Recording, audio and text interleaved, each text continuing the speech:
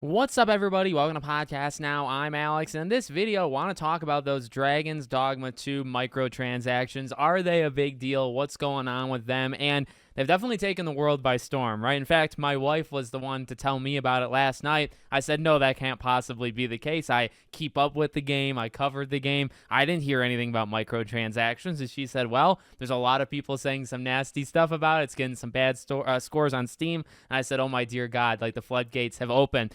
Now, there's a couple things to talk about, right? I want to be pretty transparent in the beginning, though. This is not a video, and I'm not here to tell you how to spend your money, right? I think a lot of other people will do that on Twitter and on YouTube. If you want to be told, you can go to them. I want to go through what I feel about it, but ultimately, if you like the game, if you want to support the game, if you don't want to support the game, it's your cash. It's not mine. I have no right, to tell you what to do with it. So I just want to make that known. You do what you want.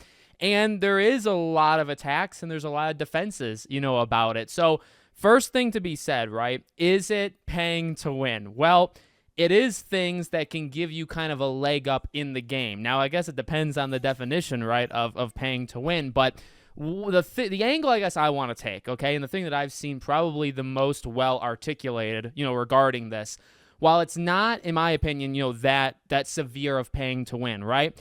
The idea that you hide some of these microtransactions or some of these things, right, items, behind money is alarming, and it's something that I feel can only get worse as time goes on. Now, what I mean by that, I think there's a pretty solid defense to say, if you don't like it, just don't support it. And in this case, because it's not, the base game, well, you can buy the base game. I mean, I might do it too, right? Like you buy the base game and then you just ignore the microtransactions. You never support them.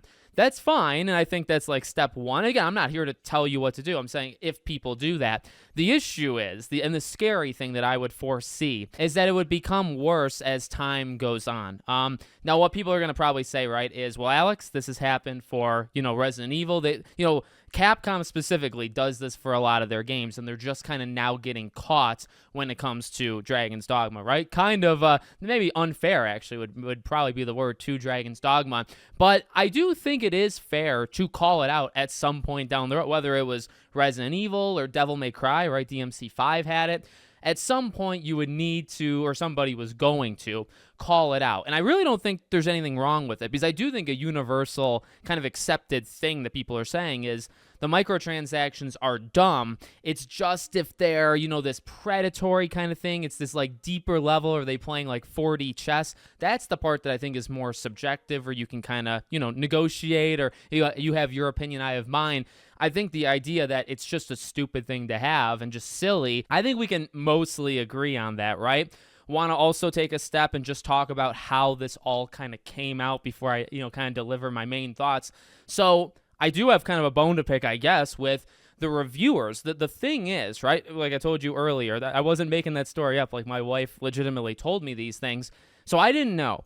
And you go online and you're like, okay, because one of the scummiest things with this entire situation was, did they sneak this in at launch, right? At the top of the hour, when the game goes live, did they put these microtransactions out into the world? And the answer, okay, they kind of did, but also there was an opportunity for us to hear about it, and it was through our dear reviewers. Now, this is actually where I would get a little bit aggressive. These people have got to be more transparent. The reviewers, the people that reviewed it, multiple of them saw it in the review guide, right? So whenever you get a code, or most times, not actually all the time, but most times they'll give you a couple like PDF files, and it'll go through some bugs that are kind of big, and they hope to fix them, or yada yada yada, right? And this was in it. This was part of it, where they said, hey, we're going to show you, we're not hiding it, here's the microtransactions that's going to be in this game at launch, and nobody felt the need to say anything. Now, again, one defense will be, well, they didn't think people would get angry because this wasn't DMC5. This wasn't Resident Evil. Maybe they just thought, it's no big deal. People will just ignore it. Again, I think at some point it was going to be a talked about issue, and I don't want to be one of these reviewers that kind of let it go by them, because I think they did have a responsibility. Now, ultimately, hey, like I said with the money situation, right? How they run their review is totally outside of my control. They do them. You know what I mean? But I do think it would have been wise for them to have mentioned something like this. Eventually, Capcom's going to be called on this stuff, and Okay, in terms of like my main thoughts, what do I really think about it? I don't like it. Again, I would say for the long-term strategy, the thing that ticks me off, and again, I saw kind of said online that I agree with, the fast traveling is maybe the biggest thing that ticks me off, right? So leading into the game was said to, it has fast travel, but it's not as accessible, let's say, right, as a lot of other games. They want to make it hard because a big part of the game is the discovery, it's the exploration. I get that. I actually support that 100%, right? If they think they don't need, fast travel, if that's a main feature in the game and they're like, no, I don't care if other games do it. We want you to go around and explore the world. We don't want you to easily be able to just pick up and move around fast. That's totally that's in their realm of control, right? I respect that. The director, even the line that's going around, the director talking about other games that need fast travel, it's because the other games are boring. That's kind of like shots fired there. But here's the thing. You got to be careful when you say those things. I guess I'm talking to the director, because that can really come back to bite you right about now. The biggest thing to me, and yes, there's things in terms of like changing characters and all this stuff. And yeah, you can earn this stuff in-game. But the fact that they were talking so heavily about fast travel, and it's purposely not easy. It's purposely materials that you kind of have to go out of your way for. And yeah, you can do it, but it's easier to drop $2, $1.99 or whatever, right? I don't think that's a good look. And I think the people that are saying, well, when you do something like this, you don't put microtransactions out there with the idea that nobody's going to buy them, right? You put them out there with some sort of incentive that, hey, there's a reason why people might want to buy it. And I think the bad look is when you talk about fast travel, you actively kind of don't want people to fast travel, right? You want to make it a little bit harder than natural in other games, which is fine. But then you lock. It's not really a lock because there's other ways, but you have a very easy way where if you fork over $2, you get a fast travel. And that's just not, I don't think that's okay. And also the idea that, well, again, they obviously, maybe not the director, maybe not the average Joes, working at that studio on this game, but some corporate executive absolutely wants you to buy that fast travel. And ultimately, like I think as other people are saying, like, okay, do we really trust the gaming industry? That's maybe like my best point, or the thing to kind of leave this video on. The thing that scares me, whether you think, oh, Alex, it's no big deal, or you think it's a massive deal, even if you think it's a small deal or not a deal at all, the thing is that I might be able to win you over with, do you think this is where it stops? Do you really think in a world of live service, in a world of microtransactions, remember when loot boxes were a thing, in a world where the gaming industry only sees things happening and triples down on it, even to the point of failure. They know it's going to fail. Everybody can see it's going to fail, and they triple down on it. That's the gaming industry, at least the AAA gaming industry for sure. Do you really trust them? So you might trust the director of Dragon's Dogma, and he seems like a great guy, and I want him to make DMC6. You might trust him, but some corporate people have been doing this, and they will continue to do it, and it might get worse. Now, it's no guarantee it'll get worse, but it could.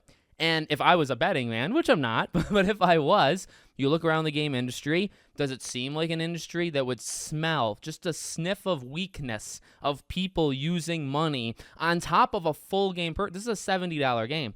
You pay it for $70. If they get a couple suckers that can, buy the transport or the fast travel, they see it. Do you really think they back off, or do you think they go all in? Which does the gaming industry sound like? They go all in.